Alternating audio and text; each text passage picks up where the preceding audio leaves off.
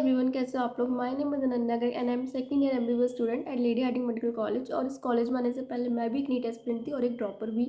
तो आज मैं आप लोगों के साथ शेयर करूंगी वो गलतियां जो मैंने करी थी जिसकी वजह से मुझे एक ड्रॉप लेना पड़ा। और वो गलती आप लोग प्लीज़ अब मत करना, बिकॉज वो गलती आपको एक साल वेस्ट करवा सकती है। तो आज बात करते हैं उन 5 गलतियों की जो मैंने करी थी। So now let's start the video.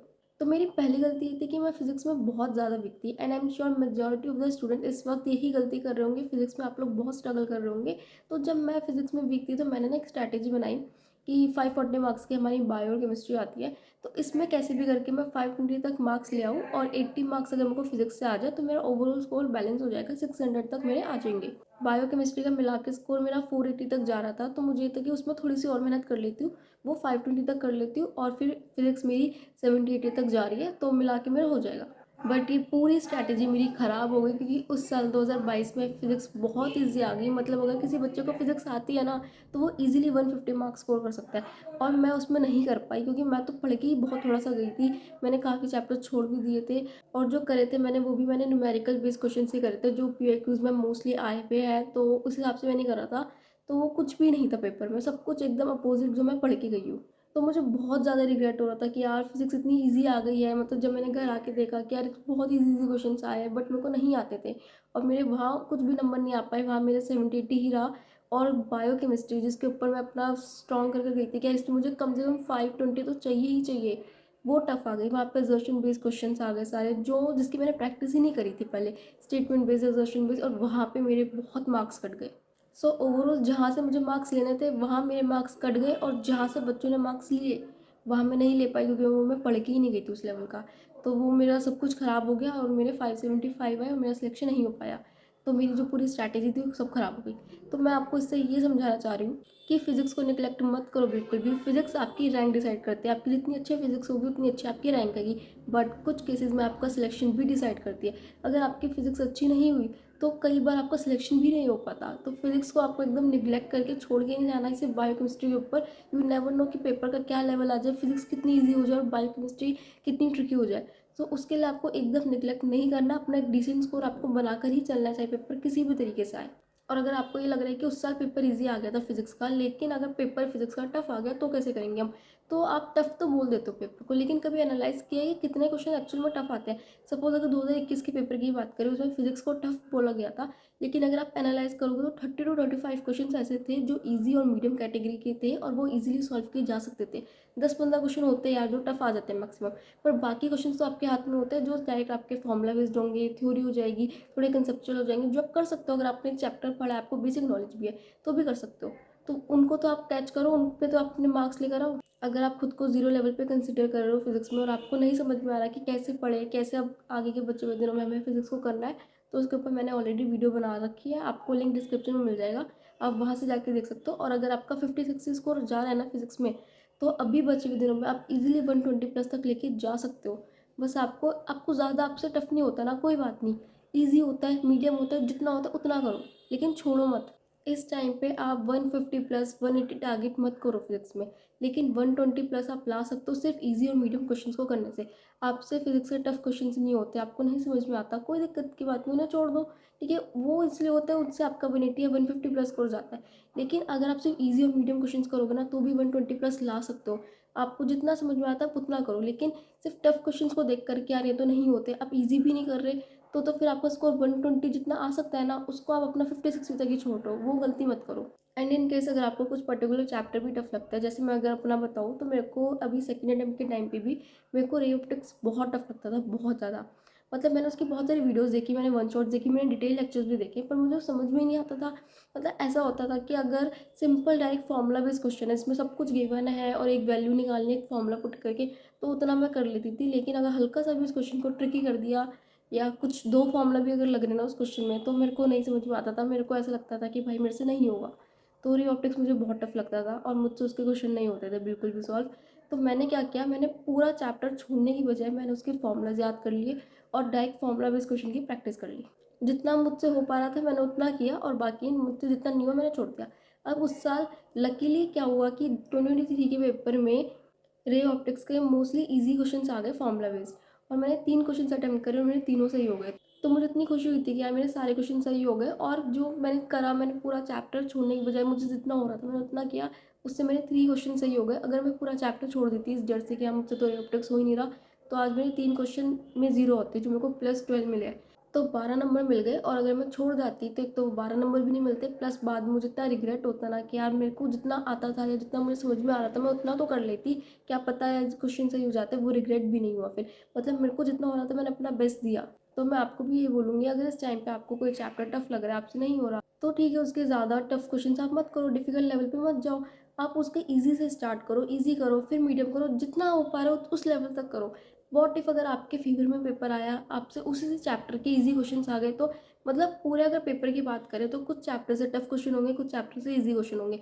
आपको नहीं पता ना कि जो चैप्टर से आप ईजी करके जा रहे हो उस चैप्टर से अगर ईजी आ गया तो आप कर सकते हो। मैंने बस एक ही चीज़ सोची थी कि यार रे ऑप्टिक्स से मुझसे हाई लेवल के क्वेश्चन नहीं हो रहे, ठीक है, लेकिन अगर इस चैप्टर से ईजी क्वेश्चन आया ना तो वो मेरा गलत नहीं होना चाहिए, वो मेरे को करना है।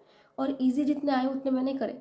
तो वही चीज़ अपने दिमाग में रखो, जितना आपसे हो रहा है ना उससे जो पेपर आ रहा है वो आपका गलत नहीं होना चाहिए। सेकंड गलती जो इस वक्त आप कर रहे होंगे और जो आपको नहीं करनी है वो है आपकी ओवर थिंकिंग। इस वक्त आपको बहुत ज़्यादा मेंटल प्रेशर होगा, आपको स्ट्रेस होगा, आपको बहुत सारे सवाल आ रहे होंगे, ठीक है, आपको समझ नहीं आ रहा होगा कि क्या करें, क्या अभी भी पॉसिबल है, क्या हम कर सकते हैं, क्या अभी करके फ़ायदा है, कुछ हो पाएगा, 45 डेज ही बचे हैं। तो ये सब कुछ आपको ज़्यादा स्ट्रेस में, आधा दिन तो आपका इसी उलझन में निकल जा रहा होगा कि करें तो क्या करें, कैसे होगा। लेकिन आपको एक बात समझनी होगी कि आप इस सब से भाग नहीं सकते हो, you have to face it. मैंने भी फेस किया है और वो मेरी लाइफ का कहीं ना कहीं सबसे बुरा फेस था, but I have to face it. मेरे जितने भी फ्रेंड्स हैं कॉलेज में, सबकी सेम स्टोरी थी, सब ने इतना ही स्ट्रगल किया है, हम सब आपस में काफ़ी कुछ रिलेट कर पाते हैं। सबकी सेम सिचुएशन थी, कोई इजीली नहीं आया, सब ने बहुत मेहनत करी है। तो हर बच्चे को ना यहाँ पे ये चीज़ सब फेस कर कर ही आनी पड़ती है। बी मेंटली प्रिपेयर्ड, आपको थॉट्स आएंगे, ठीक है, आपको बहुत डिमोटिवेशन भी होगा, स्ट्रेस भी होगा, लेकिन आपको उसके लिए अपनी पढ़ाई नहीं रोकनी।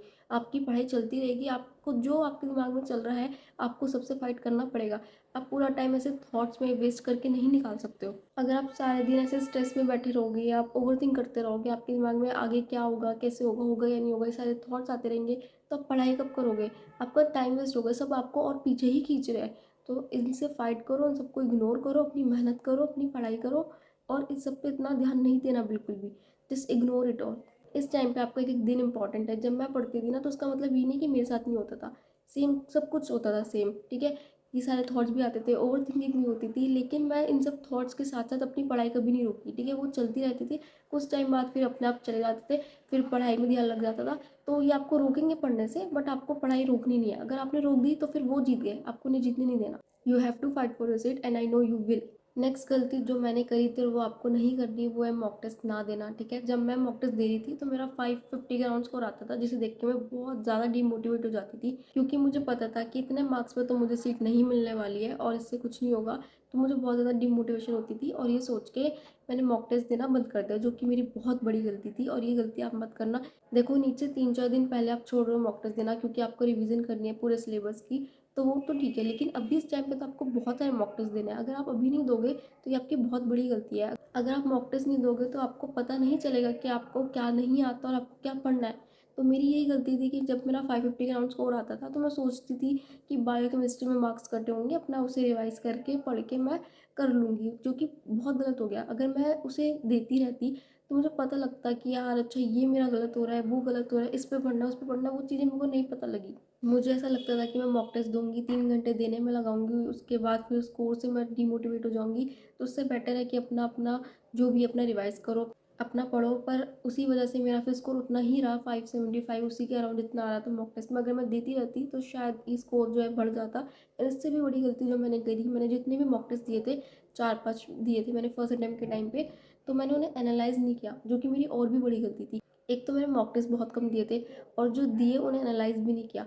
तो इससे क्या था कि अगर मेरा स्कोर शायद इम्प्रूव हो सकता था, पर वो भी नहीं हो पाया, क्योंकि जो गलतियाँ मेरी हुई वो मुझे पता ही नहीं लगी कि क्या गलती मैं कर रही हूँ और कैसे मुझे उसे सुधारना है, क्या नहीं करना, क्या फिजिक्स में मेरी गलती जा रही है, कौन सा टॉपिक मेरे को रिवाइज करना है, या क्या गलती हो रही है, वो कुछ नहीं पता लगा। ऑल्सो बहुत सारे मॉक टेस्ट में क्वेश्चन बहुत ज़्यादा रिपीट हो रहा था, और वो मैंने नहीं देखा, और नीट के एग्ज़ाम में वो सेम उसी पैटर्न का क्वेश्चन आया, और तब मुझे इतना ज़्यादा रिग्रेट हो रहा था कि काश मैं एक बार वो मतलब कुछ भी ना करती, पर एक बार मैं मॉक टेस्ट को ही एनालाइज करके उन क्वेश्चंस को ही देख लेती कि उनका क्या सोल्यूशन है, कैसे सॉल्व होंगे, तो आज वो क्वेश्चन मैं सॉल्व कर पाती, और वो मैं नहीं कर पाई। And actually it happens, last के जो मॉक टेस्ट आपके बनते हैं ना वो बहुत ज़्यादा पीवाईक्यूज को एनालाइज करके बनते हैं, तो बहुत ज़्यादा चांसेस होते हैं कि उन मॉक टेस्ट में से क्वेश्चंस आपके नीट में रिपीट होंगे। तो एटलीस्ट आप उन मॉक टेस्ट को तो अच्छे से एनालाइज किया करो, सारे क्वेश्चंस को देखा करो। इवन अगर आपको कोई क्वेश्चन नहीं आता, आपने वो चैप्टर ही नहीं पढ़ा, पर से उस क्वेश्चन को समझ लो कि वो क्वेश्चन कैसे सॉल्व होगा, क्योंकि बहुत हाई चांसेस है कि वो क्वेश्चन आपका रिपीट हो सकता है। और ये गलती की वजह से मेरा सिलेक्शन नहीं हो पाया, तो फिर इसलिए जब मेरा सेकेंड अटेम्प्ट था तो मैंने उसमें बहुत सारे मॉक टेस्ट दिए थे, बहुत सारे। और मैंने सारे मॉक टेस्ट को एनालाइज किया था, चाहे मतलब मेरे को कितना भी लग गया, रिवीजन करनी है, सिलेबस कंप्लीट करना है, जो करना है, पर मॉक टेस्ट जिस टाइम पे को देना था मैंने उसी टाइम पे दिया और उसे एनालाइज किया। तो ये गलती मैंने फिर नहीं करी और मेरा फिर सिलेक्शन भी हुआ और मेरा बहुत अच्छे मार्क्स आए थे फिर।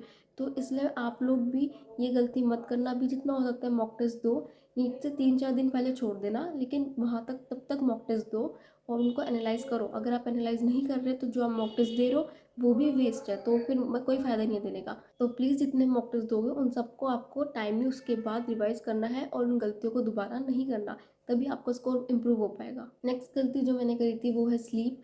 जब मेरा स्कोर 550 के अराउंड आ रहा था तो मुझे ऐसा लग रहा था कि यार मुझे बहुत पढ़ना है और मुझे जल्दी से अपना स्कोर इम्प्रूव करना है, क्योंकि थोड़े से मार्क्स से मेरा सिलेक्शन रहेगा, ऐसा मैं नहीं चाहती। तो बस किसी तरह 600 पार हो जाए। और मैं बहुत ज़्यादा मतलब मैं पूरे दिन ऐसा सोचती थी कि ये पढ़ूंगी पढ़ूंगी, और मैंने नींद बहुत कम कर दी थी, 3-4 घंटे में सोती थी। तो शुरू के 10-15 दिन तक तो मैंने कंटिन्यू रखा और ठीक चला, लेकिन एंड तक आते आते लास्ट के 14-15 डे पे ऐसा हो गया था कि मैं थक चुकी थी कि यार अब नहीं हो पा रहा, और मैंने गिव अप कर दिया था। और तब नीट में 10 दिन बचे थे, तो जो आखिरी के 10 दिन मुझे बहुत सारा रिवाइज करना था, प्रोडक्टिव होना था, मैंने वो कुछ नहीं पढ़ा। मेरे को इतनी नींद आती थी, मैं इतनी ज़्यादा लेथार्जिक हो चुकी थी, बस मेरे को ऐसा लगता था कि बस मुझे सोना है। मैं पढ़ नहीं पाई थी, ठीक है, मैं बहुत ज़्यादा थक थक चुकी थी। ठीक है, तो ये गलती मत करना। अगर आप अभी अपनी नींद को कॉम्प्रोमाइज़ कर रहे हो तो अभी तो आपको अच्छा लगेगा कि यार हम इतना कम सो रहे हैं, हम इतना पढ़ रहे हैं, लेकिन इन लॉन्ग रन ये चीज़ आपको बहुत नेगेटिवली अफेक्ट करेगी। लास्ट में जब आपको बहुत ज़्यादा प्रोडक्टिव होना होगा ना, तब आपको ऐसा लगेगा कि यार अब पढ़ने का बिल्कुल मन नहीं कर रहा, अब बस नींद आ रही है, आप इतना इफेक्टिवली नहीं पढ़ पा रहे होंगे। तो ये गलती मत करना, ठीक है। इसी वजह से मैं लास्ट के कुछ 10 दिन में बहुत प्रोडक्टिवली नहीं पढ़ पाई थी। इवन मेरी तबीयत भी ख़राब हो गई थी, बहुत सारा मेडिसिन भी लेनी पड़ी उसकी वजह से, उनकी भी वजह से भी मेरे को नींद आ रही थी। तो वो चीज़ें मत करना। सेकेंड अटेम्प्ट के टाइम पे मैंने बहुत क्लियरली सोच लिया था कि चाहे कुछ भी हो जाए, मेरे को सिलेबस में कितना ही बैकलॉग क्यों ना चल रहा हो, कितने भी स्ट्रेस क्यों ना हो, नींद मैं प्रॉपर लूँगी। 6 to 7 आवर्स की स्लीप मैंने डेली ली है। प्लस बीच में अगर मैं थकती थी तो मैंने 20-25 मिनट्स की मैं नैप भी ले लेती थी।